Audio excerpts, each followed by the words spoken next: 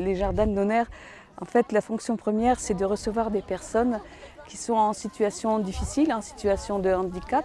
Et les jardins de Nonner offrent un emploi et une stabilité parce qu'au-delà de l'emploi, il y a également tout ce qu'on appelle, nous, des soutiens sociaux, des soutiens professionnels. On privilégie surtout le bien-être.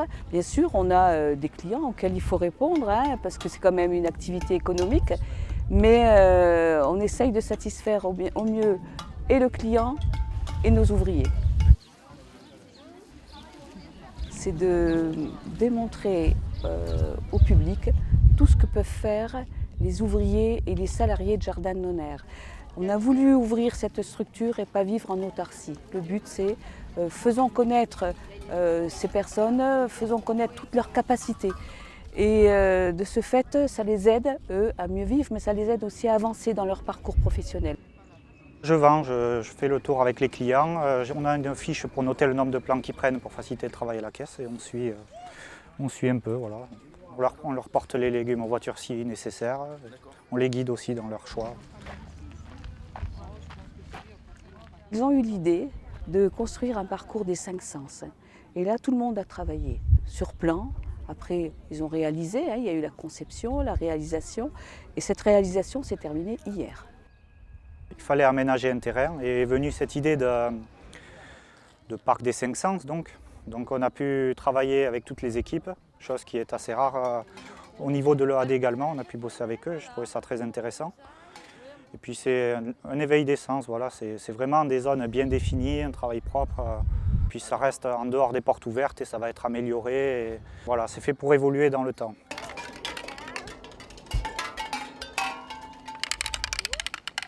On a créé différentes parcelles qui justement est totalement différente de l'autre à côté. Des perspectives différentes quand on va d'un côté, quand on va de l'autre. Et sans le savoir, nous on avait déjà mis les traverses avec les cercles pour redonner une perspective assez loin. Et malheureusement et à la fois bien, quand on se penche, ça forme la moitié d'un œil en fait. Avec le paillage, ça forme la moitié d'un œil. D'accord. On fait marcher aussi l'imagination, on fait marcher tous ses sens et comment ils peuvent aussi en ressentir de ce terrain tout en étant contents d'avoir appris des choses. Il y a 2 ans, on avait eu 3000 personnes. L'année dernière, on a eu un peu plus aux journées de printemps, 3005. Et là, on espère encore beaucoup plus.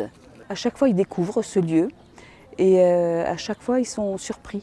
Ils sont surpris par le travail qui est réalisé par les ouvriers et ils prennent plaisir à venir régulièrement et de discuter avec les ouvriers. Et on sent qu'il y a de la détente. Ils viennent se détendre, ils viennent échanger et c'est une journée qui est très très conviviale.